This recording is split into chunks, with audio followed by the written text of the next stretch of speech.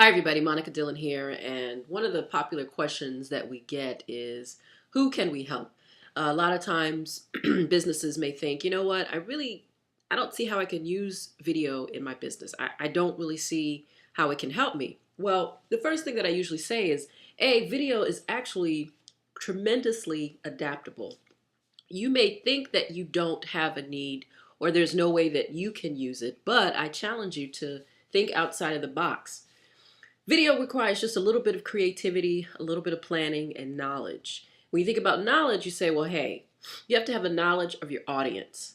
Who is going to be the end user of the consumer of this video that we're creating?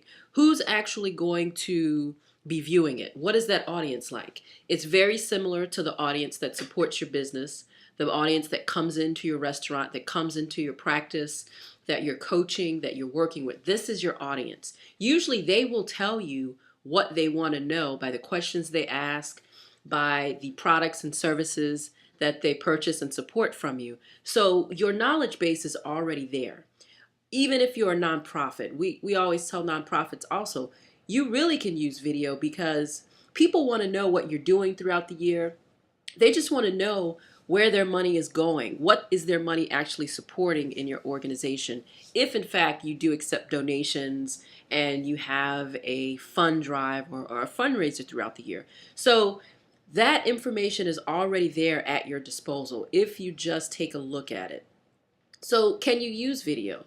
What I usually say is I ask a few questions, such as, do you need affordable advertising?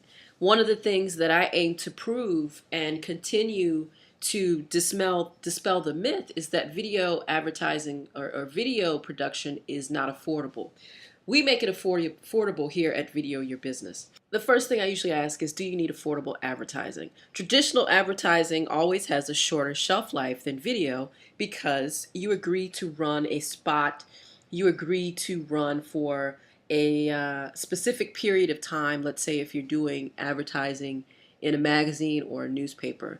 After those 6 weeks are up, after that 2-month period, after that 3-month period, your ad is gone. Unless you are dealing with someone who keeps ads, who clips ads, who writes down phone numbers, you don't know who's actually looking at your ad. You don't really know that information.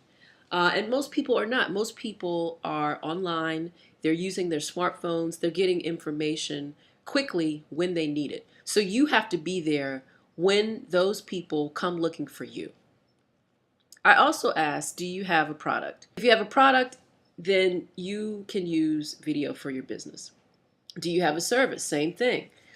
Maybe you want to describe your service. You want to talk more about what the service entails. You want to give people an idea of what they're going to get. You want to give them a sneak preview. You almost want to give them what we call a movie trailer of your service.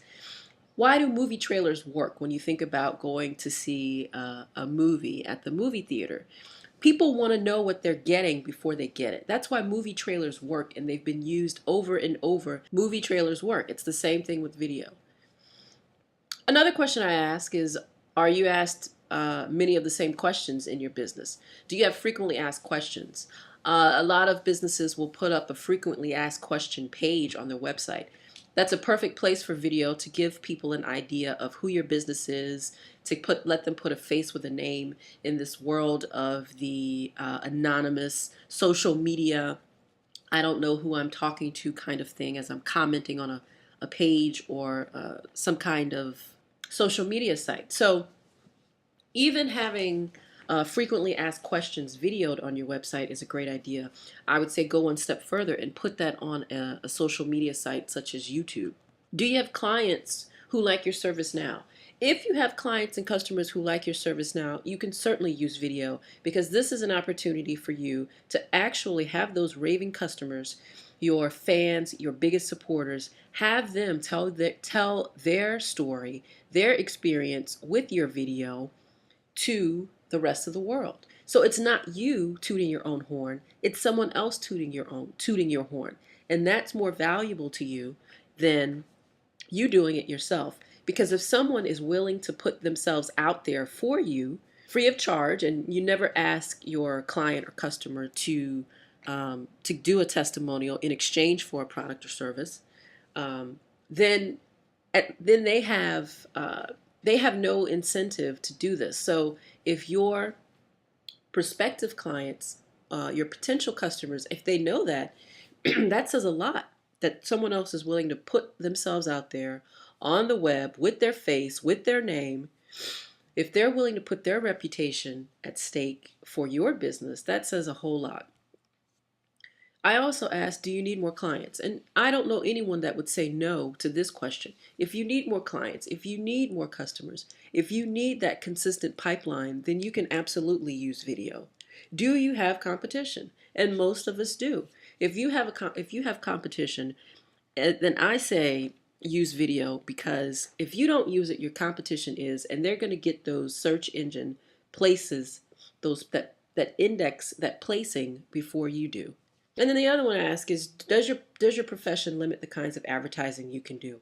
And there are some legal ramifications around what you can say sometimes in a video, especially if you're in the legal field, if you're in the medical field. Those are the kinds of things that we like to talk about and we like to know about before we get started, so that we don't have any issues that we've got to deal with once we publish and put those videos out there.